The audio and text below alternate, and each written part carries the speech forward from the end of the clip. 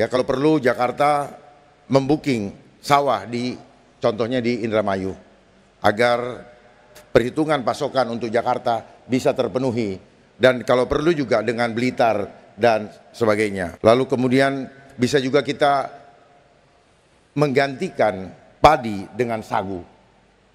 Ya, mungkin ini belum pernah dicoba, tetapi pada saat kita sudah tidak mampu lagi, maka kita perlu mengganti padi dengan sagu. Pangan Jakarta ini dipasok dari luar Jakarta. Tentu rawan sekali dalam konteks ketahanan pangannya. Karena kalau bicara ketahanan pangan berarti bicara soal ketersediaan, keterjangkauan, dan juga berkelanjutan. Nah, pertanyaan saya kira-kira apakah mungkin dalam konteks inflasi ini kita bisa mengurangi pangan ini berasal dari Jakarta sendiri. Lalu kalau memang bisa, kira-kira langkah konkretnya seperti apa? Terima kasih. Masih ada waktu? Masih ada waktu, Bapak? Cukup?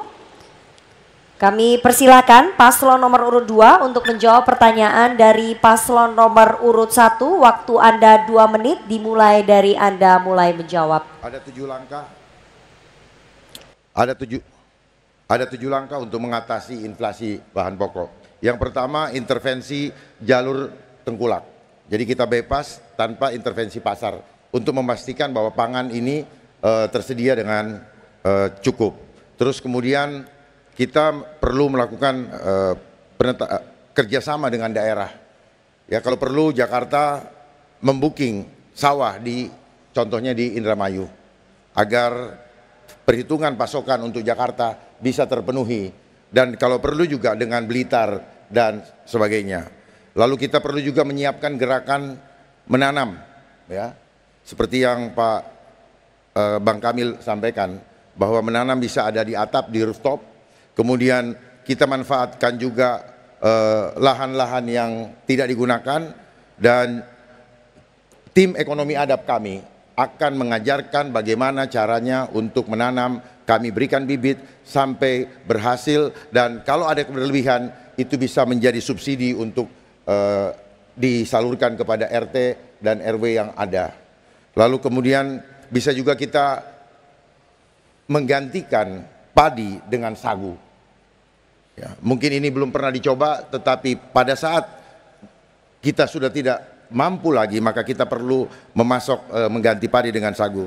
Lalu pengawasan distribusi barang, agar barang cepat didistribusikan kepada masyarakat dan masyarakat kebutuhan akan pangan dapat dipenuhi. Terima kasih.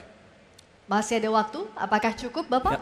Ya, jadi tambahan lagi yaitu penggunaan vertical farming, ya.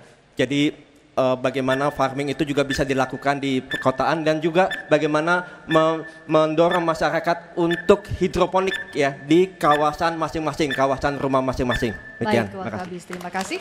Berikutnya pasangan calon nomor urut 1. Mohon tenang hadirin. Hadirin mohon tenang. Berikutnya kami silakan pasangan calon nomor urut 1 menanggapi jawaban pasangan calon nomor urut 2. Waktu 1 menit dimulai saat berbicara.